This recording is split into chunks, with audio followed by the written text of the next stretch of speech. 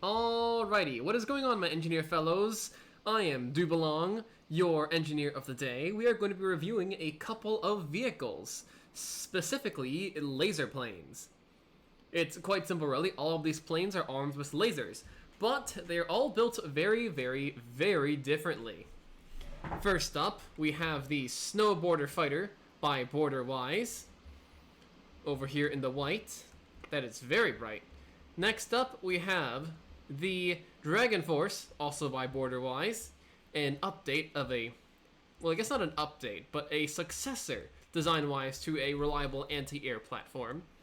Next up, over here on the left, we have the LP4 Laserbird, Block 1, by me. And then over here, lastly, we have the LP4 Laser, both these are the LP2. We have the LP2 Laserbird, Block 1 over here, by me. And we have the LP2 Laserbird Block 6, also by me. This one was made a couple of years back, and this one is a relatively recent redesign. We're going to be going over each of the major parameters and seeing what kind of design choices, conscious or otherwise, have been implemented and how they affect their performance. I think it is only right to, first of all, absolutely rip into this design. This is the, again, LP2 Laserbird, Block 1. Does it have a creation date over here? No, it does not. Let me see if I can get that for you. The LP2 Laserbird was originally published in April of 2022 as, again, an anti-air platform. Alright, let's go over the major stats now. The LP2 Laserbird has a cost of 403,372 materials, a firepower of 199.39, a volume of 11,404 meters cubed, and a top speed of 190 meters per second. Its armor cost is 17.1%. Looking at the internals now. From stem to stern, we have 4 control blocks. These control the shield drives, essentially examining whether an enemy is within a certain bearing, certain number of degrees, and accordingly either setting these shields to be off or to a drive of 5. The pilot sits right here in a rudimentary control system with pretty large windows, but also very big blind spots. Doesn't matter, this thing's AI controlled. Speaking of AI, the AI is right here, situated on top of a couple of surge protectors, but otherwise relatively unprotected. This was back when I had no idea how to EMP insulate things, you see. Moving on, over to the left and right, if I recall, yes, these are some very large ammo compartments. I was under the impression at the time that this would be perfectly enough to make sure that they don't detonate, the heavy armor being enough to shield. What is this? We have a 2x2x4 ammo compartment in each section. Let's see what happens if we set one of them off. It slightly detonates the adjoining laser compartments. Not ideal, but not completely catastrophic. Now, let's move on to the big showpiece. Let me repair this first. The big showpiece being the giant laser system. It is 214,000 materials, which is over half of the material cost of the entire vehicle. Now, what do you get for that money? You have a power draw of 12,960, which is delivered by this steam engine over here, and I believe with some assistance from a jet generator? No, apparently just this engine, as far as I can recall. This laser was made back when smoke effectively made lasers almost useless. So, it has a sustained damage per second of 5,000, but also 200 intensity to burn through that smoke. It is a rapid fire laser with 4 Q switches for every single cavity, because at the time I thought there was some kind of advantage using rapid fire Q switch lasers. A shot does 1397 damage, but the output regulator regulates that to 900 damage minimum. Which, let's see, a single beam block is 1680 health, so this isn't going to be getting through very much. However, nonetheless, it does fire very fast. The power gets funneled into 2 turrets. One on the top, single barrel. One on the top, one on the bottom, double barrel. Each of these has corresponding rangefinders and other sensor equipment set to primary target, because this thing is only meant to fire at one thing and turn it into ash. Next up behind this, we have 4 very, very large jet engines. They each produce 301,000 thrust at a thrust per material of a modest 14,000. I use the block versions because they have slightly more durability, but that does mean that you can't install any extra components on the side. Not that I did in this case, so it doesn't really matter. Next up then, we've got this boiler system. It appears that, yes, these boilers are empty, which is not ideal. We're going to have to create 15,000 steam before this thing actually works, but it will give us a pretty large amount of power. How much power? I don't know, because I haven't turned this thing back on yet. Next up, you have the control systems, a bunch of rudders, hastily duct taped to the bottom, and kind of armored. Same thing with the engines. Speaking of engines, you've got a layer of alloy and a layer of, I guess, a duct, and a couple of basic jets protecting this part. The laser, if I recall, has a slightly more modest amount of protection. More protection as in 2 layers of heavy armor alongside a layer of alloy. So this thing is armored moderately well in some areas. Alright, time to look at my notes sheet. Did I miss anything? Let's see. I haven't combat tested this thing in a while, but I predict that the under-armored engines might be a problem. This thing is quite fast though, since it moves at 200 meters per second. It means it can get a couple of engines shot out from under it and probably still keep going. Yes, AI systems. That's the last thing we needed. After looking at each of these subsystems. Oh, speaking of which, we do have laser warners on here. It is designed to pop smoke in case it gets shot at by lasers. The AP of the laser, incidentally, should help counteract some of the AP reduction that it's going to experience by shooting through its own lasers. Whether this is a favorable trade, we will have to calculate with some math that I have not done yet. Oh yes, detection systems.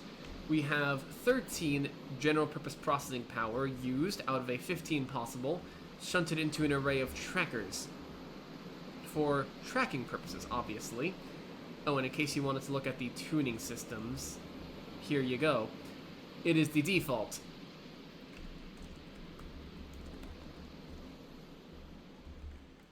Alright, now, it has 2 different types of behavior you can choose from. One of them is a circle at 2614 meters, one of them is a circle at 341 meters. You can either snipe from long range, or you can attempt to close in. Everything else is pretty bog standard, apart from a projectile avoidance that I maybe tried to use, but I can't. Nope, it doesn't actually do anything. Well, that, I believe, is the LP2 Laserbird Block 1 fully reviewed. This was, I believe, a post-hoc edition. We just added some canards over here to add some extra control authority. And the wings, I forgot to mention, also are covered by applique armor. We got a bunch of 4-meter wings, we got some ailerons on the edges, and we have extra jets, because I believe this thing kept either rolling uncontrollably or going up to the stratosphere. Besides that, LP2 Laserbird Block 1, there you have it. Now, let's move on to the vehicle by border-wise. The Snowboarder fighter. This is too bright, actually. I'm going to turn this down. Much better. The Snowboarder has a material cost of 90,000 materials, a volume of 2,242 meters, which, let's see, how much is that? This thing is 2,000 volume, which is a 1/5 of the volume of this thing, the Laserbird, and it is a 1/4 of the cost. Just under. Now, what is it armed with? Well, first of all, we have 51 firepower, divided into 11 missile, 20 APS, and 18 laser. Its armor cost is 7.1%. This thing does not have very much protection. but it doesn't need protection because it moves at 162 meters per second. Okay, let's take a look at its systems, once again from nose to tail. Border-wise likes to add rubber in case aircraft ram each other. The rubber, anything that is coated in rubber and hits something, will not take collision damage. Evidently there's some on the barrels too for that specific purpose. Moving on, you have one little ammo storage compartment here. Let me just detonate that. No damage, because this thing was set up properly. Nice. Anti-catastrophic explosion systems, gotta love to see it. We have a local weapon controller, which doesn't do anything, although it does... Okay, this is essentially an extra place to put processing power. I don't see any EMP surge protection on this either, but it does allow you to just stick in another 4 processing power in here. Next up, you have a couple of things. The AI Airman Tolroth will do different things based on, I guess, what you're supposed to do. I see. If the volume is under 2,500 meters cubed, it will do an attack run. If it is not, then it will attempt to hover above or below it. We'll have to take a look at that. If there are missiles, it will fire what I presume is probably a flare system, correct? And if the enemy speed is not between nothing and 50 meters per second, so if it's fast, then it will attempt to hover above or below it. Interesting.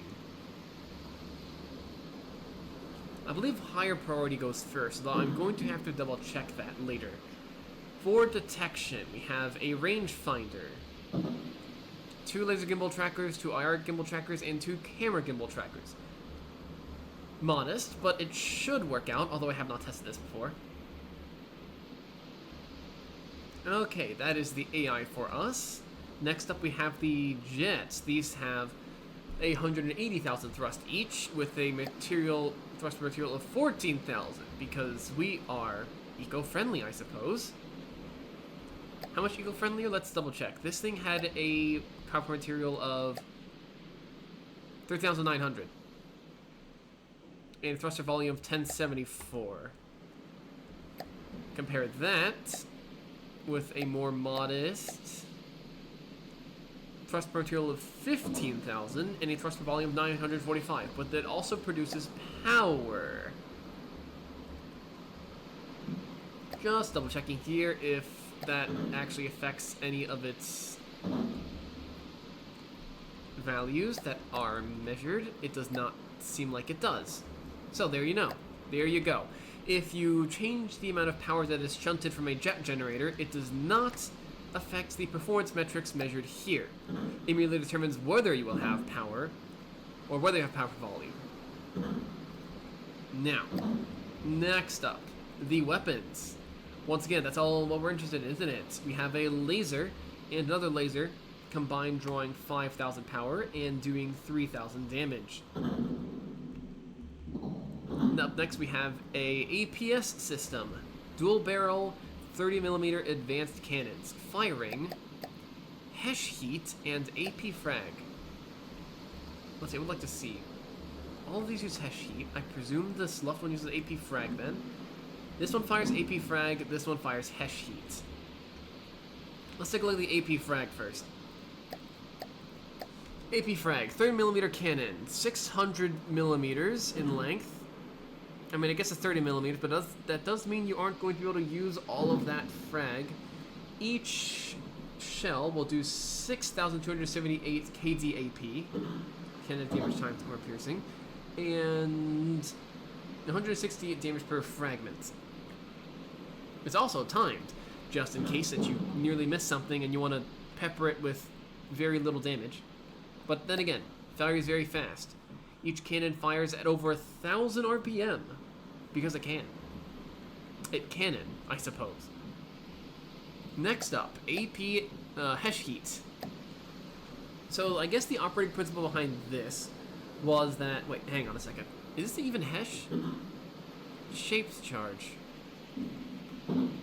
I don't see a squash head, so this looks like it's just heat. Nonetheless, provided that there's not too much armor, the heat round will go right through any of it and then get to all the juicy insides. Might be good to actually test how much armor this thing can go through, but I suppose the thing is generally meant to go through aircraft. Okay, heat penetration metric. Little mini lesson for you guys. I hope you enjoy technical reviews, although if you don't, I don't know why you're watching this video, no offense. Each meter of armor reduces metric by square root of the armor value. So, for example, the armor value of a block of metal is 40. This means that a meter of metal will reduce the armor value by the square root of 40, which, if we take out our calculators, is 6. That means that we should be able to go through 6 meters of metal without having the blast mitigated. Might as well try. Let's just move this over here, grab ourselves 1, 2, 3, 4, 5, 6 meters of metal. And then we'll add some juicy AI connectors on the end to see if it actually fires and gets through. Next up, we're going to rig this to a control block and just test it right now. Control block. We want to fire the weapon. Weapon systems. Fire. We only want to fire this one. Okay, let's do it. Yup, that went right through 6 meters of metal. Well, color me surprised. I did not know this. I did not know it would do that. Now, how much heat damage do we have? We have 186 damage for AP. Is that's slightly more damage, actually, than the frag shells. How interesting. I guess it is a triple HE warhead body instead of the double frag warhead body, so you would expect a bit more damage, even if heat gives you less damage overall per fragment. Oh, didn't want to do that. Let me put a beam slope over here instead to see if we can actually go through this. This is a modest amount of armor, probably more than you'll find on most aircraft. Nope, that did nothing. Okay, fire again. Okay, if you hit it enough times, you'll get through it. Although, keep in mind, this was a 2 meter block, so if you're hitting a 4 meter block, it's going to take twice as long. And of course, this is all presuming you hit one spot over and over again. Although again, small aircraft, small target, very much possible. Cannot forget about the missiles. What do we have here? Infrared Seeker, fins, double incendiary reinforced. Classic setup. Presumably, again, for anti-air, although incendiary does work well in most situations. And we have a lot of them, because why not? This gives us a material per firepower of 1279, which is very low, but then again, these are smalls, so they're also very nimble and maneuverable.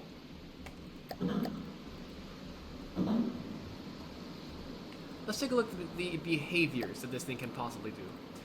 It will either basically attempt to ram the target by hovering 10 meters above it, or it will attempt to do an attack run, pitching at 800 meters, breaking off at a kilometer away, and then re-engaging at 1100 meters. Okay, so I guess it basically just attempts to keep 1,000 meters away from the target and pepper it with shells. Neat, very neat. I am interested to see if the fixed laser causes any problems with energy usage, although I do see a bajillion storage cavities here. Will be worthy to test. Next up, the Dragonforce. This is the, I guess it's the successor to the Snowboarder? Now, it has a material cost of 97,339 materials, a volume of 7,177 meters cubed, which is over 3 times this thing. a firepower of 17.39, which is slightly less than this thing's laser. Interesting. And an armor cost of 20.3%. So this thing is packing on the pounds in terms of armoring up. Top speed, 147 meters per second. Very fast. Not as fast as the Snowboarder, but still very fast.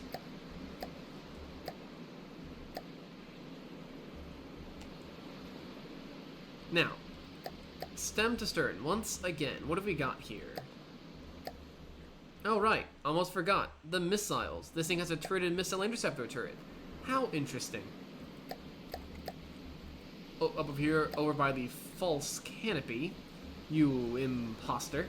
We have some neat little whiskers made by decos. Very nice touch. Doesn't do anything, but it doesn't need to. Then we have some, I guess, control surfaces that were decoed with vents. Interesting.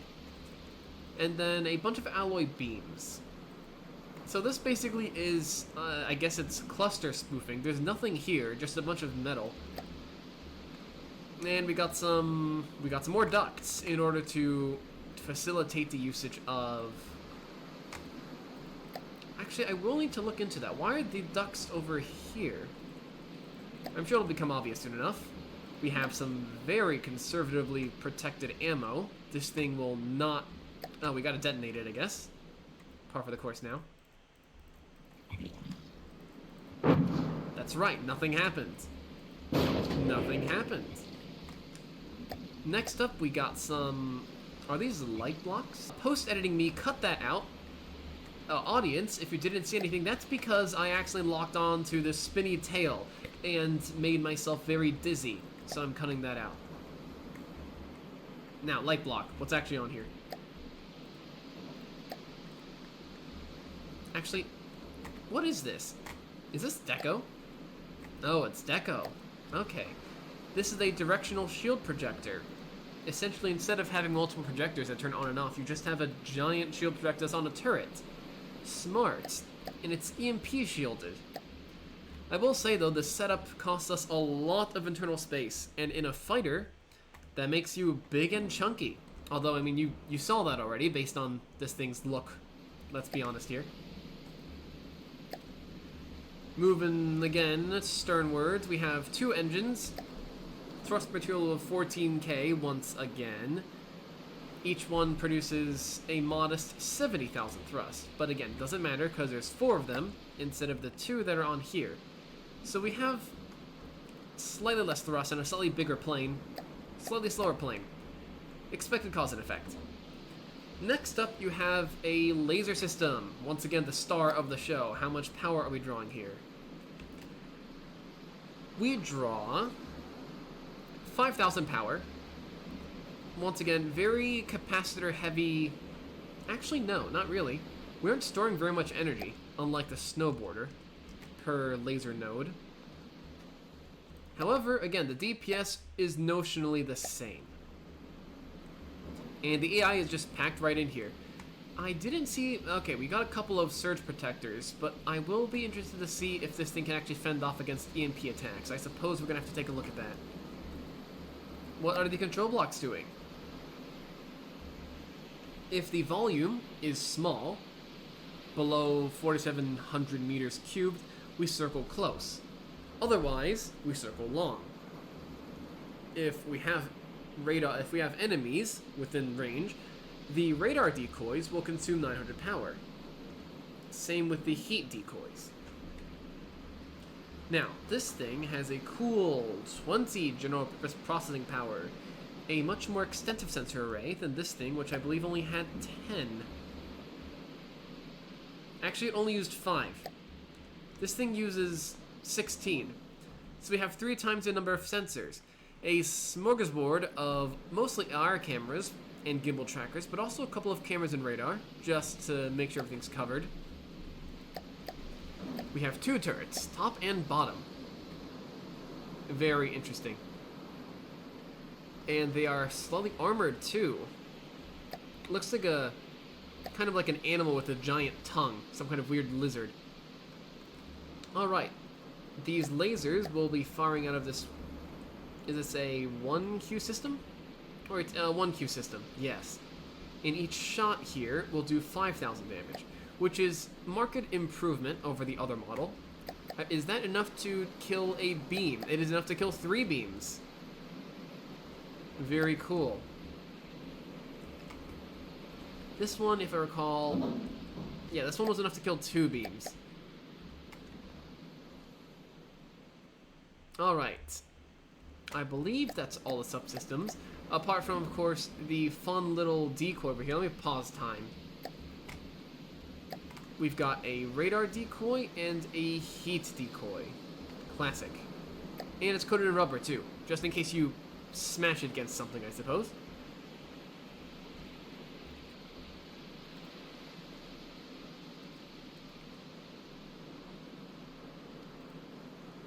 Alright, zooming back out. Is that everything that we covered? Alright, I believe that just about does it for the Dragonforce. Very interesting design, although I will say, again, it is very large and in charge, but that also makes it a very big target. Also, just for your awareness, the wings don't actually do anything. If I recall, the wings are stored entirely within the vehicle, actually.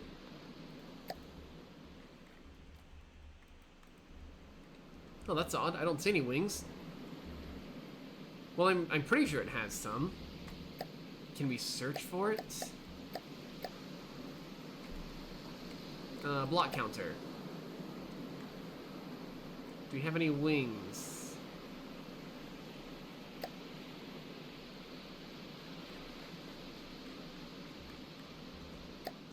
Are they called wings in the air section? Yeah. This thing has no wings.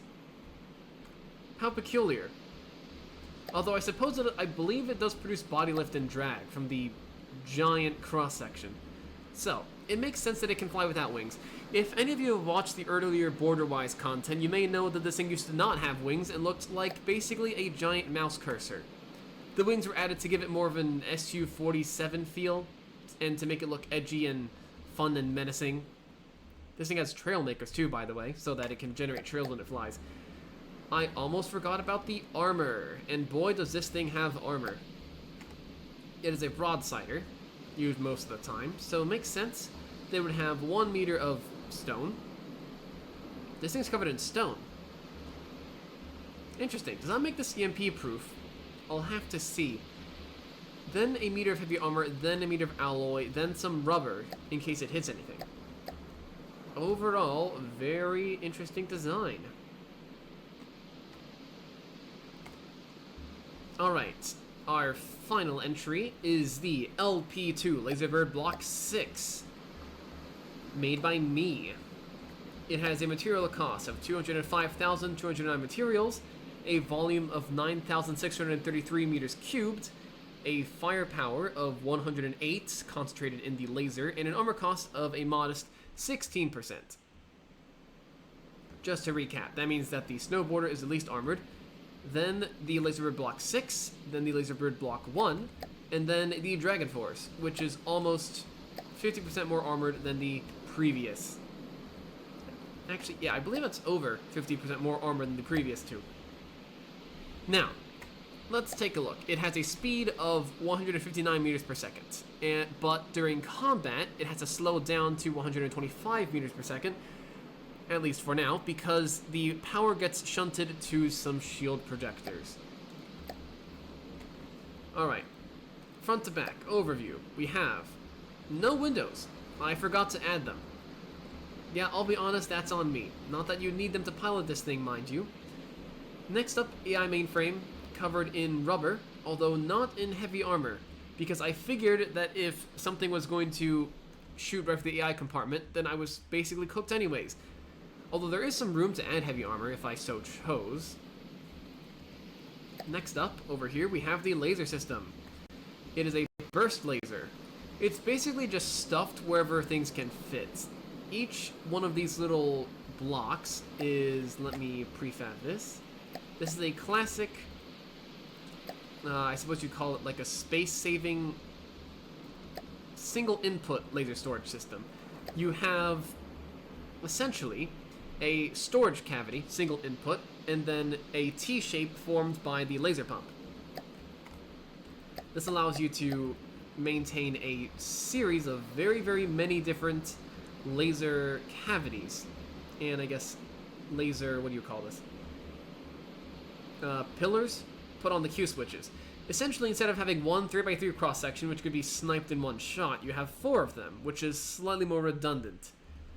And, I believe, slightly more storage sensitive. Plus, the different cavities of different lengths are not recharging at different rates, because the storage to pump ratio is always exactly the same. This is a 1Q system using 30,000 engine power. It will do 18,000 damage per shot, although the output regulator stops it at 8,000. You can tweak this number however much you want to, for example, make it so that it only fires when it's 18,000 damage. What's over here then? We have some ammo compartments positioned at the outside, because I figured that it would be the least likely for it to cause catastrophic damage. Let's set it off. Doesn't do anything, just as you'd expect. This thing doesn't need very much ammo anyways, only for the... Is the flares or missile interceptors? Missile interceptors. We have a bunch of medium missile interceptors in pop-out doors. This, I will be honest, was one of my more favorite additions. We'll have to test that later. Now, the AI. The AI uses 24 general purpose processing power. So again, pretty ample amount of detection. Lots and lots and lots of trackers. And general detection provided by a couple of active radars to look everywhere. We have 2 turrets, just like the Dragonforce, although, don't at me, these 2 designs are made convergently. I just think that 2 turrets it's just generally a good idea. You get redundancy and you get top-bottom coverage. I believe both the Dragonforce and the laserbird also use dual elevation turrets, if we can take a look right here. Yep, although the Dragonforce uses a 5-meter base, and I use a 1-meter base. These single-barrel turrets not only have detection, but they also have a modicum of EMP insulation. And again, 18,000 damage per shot at 43.7 intensity. So unlike the Block 1, I just decided to not use any frequency doublers, because most of the enemies fought, especially in the early game, don't have smoke anyways. The power plant now. Actually, now that I think about it, we're going to have to look back at the Dragonforce power plant to compare, because we forgot to take a look at that one, which is an oopsie. The laserbird, Block 6, uses a bunch of what you call, I guess what some people in the FTD community call the turball. This specific permutation was taken from a platform made by the user 3cat. It essentially uses a sequence of adapters to connect cylinders upon cylinders. Let's see, you have 1, 2, 3, 4, 5, 6, 7, 8, and then 9, 10, 11, 12. That should be 12 cylinders. Let me see. Is there a statistics over here? 1, 2, 3, 4, 5, 6, 7, 8, 9, 10, 11, 12. It is a 12-cylinder engine, powered each of these by turbochargers to have high RPM efficiency. This gives us a very nice 800 power per material and 40 power per volume, which rivals many steam engines. Now, the jet engines themselves produce a handy-dandy 155,000 thrust each at a cool 14,000 power per material. You know, given the fact that it's interesting that despite the fact that this looks like it has fewer compressors, the power material didn't really change too much. The wings are over here, but if you look at the aerodynamic view, you will see that they're actually not armored at all. You've been bamboozled. However, they're not covering the entire wing. Some of this is just metal, which means that from the side, you will still get a modicum of protection.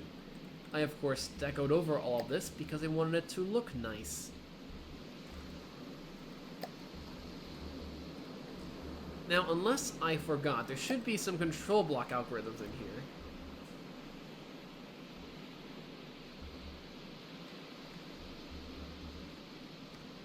How odd.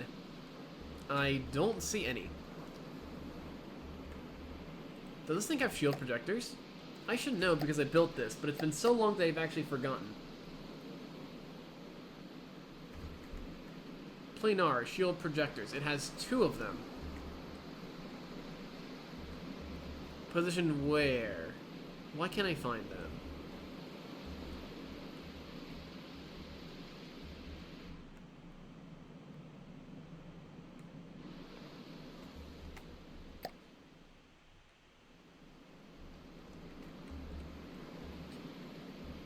Oh. They only have planar shield projectors there. Okay, that might be a design oversight on my part. Essentially, this thing has no shields. It has some shielding over... not even the AI. Well, look at that, real time. Found a possible design flaw to be rectified. Although, again, we'll have to see if we actually have enough power to even run the shield projector here. So, I guess, things to be looked at. But then again, we do have a bunch of internal voids here. So if we swapped out this fuel engine for a bunch of steam engines... Sorry, if we swapped out these fuel engines for one big steam engine, we may be able to eke out more power. Again, though, this thing isn't designed to soak up heavy fire. It's basically designed to take a few hits and deal out massive 18,000 pierce damage bursts, and make the enemy go down via massive internal piercing damage. This thing also has 2 different circling algorithms, either 2,000 or 1,000 meters, depending on how close you want to be and how much damage you want to do. Besides that, I believe we have taken a comprehensive overview of every single craft here. Actually, we did forget one thing. This thing has a later edition that has not been completely created yet, because, I mean, look at the hole in this thing.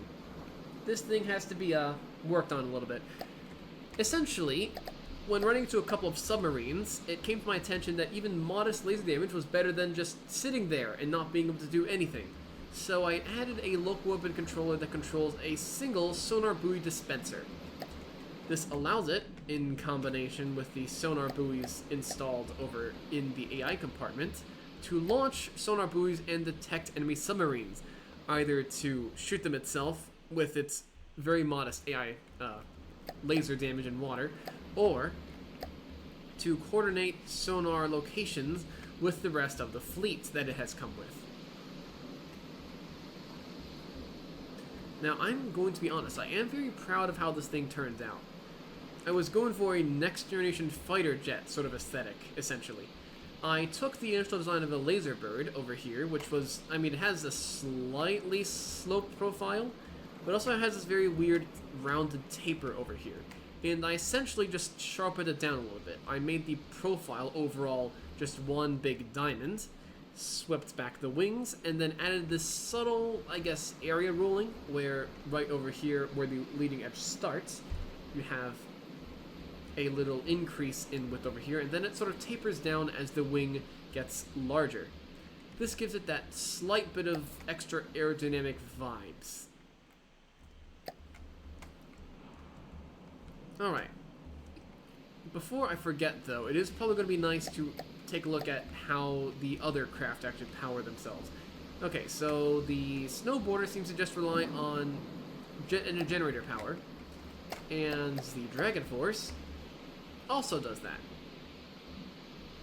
I'll be honest, I do find it kind of crazy how the entire Dragonforce is basically just this little block in the middle, which is, how many meters across is that?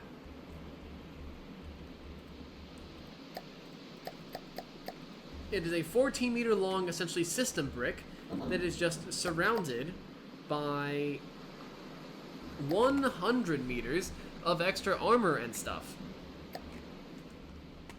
So, that brings us to the conclusion of the overall design review.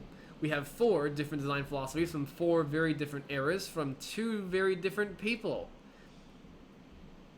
Alright, next time we are going to be putting these to the test in combat trials. I will see you all then. Alright, I almost forgot. We can't really end the episode without some extra superlatives, can we? Some slightly misleading but statistical superlatives.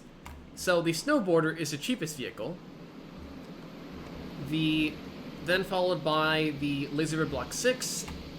Sorry, hang on a second. I'm getting this all backwards. Let me start over. So, we can't exactly end the episode So, we can't exactly end the episode without some superlatives, can we? Some statistical but slightly misleading superlatives.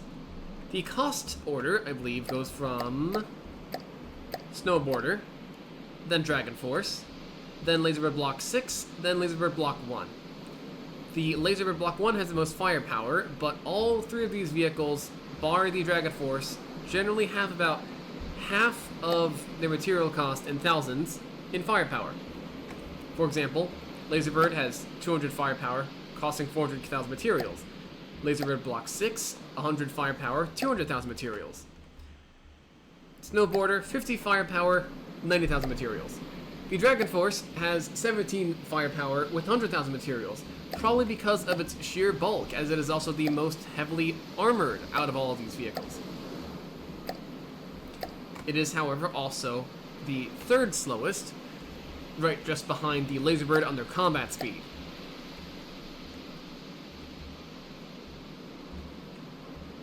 All of these vehicles should be relatively proficient at taking out small targets, although the sheer expense of the Laserbird Block 1 means that it might not be the most practical for any such tasks, because it's so big and hard to afford. Also, the Pierce Laser, although it has 200 intensity, it's not going to do anything unless your target's heavily smoked, in which case its only function, intensity-wise, is to just bypass the damage reduction that any smoke or shields would give you.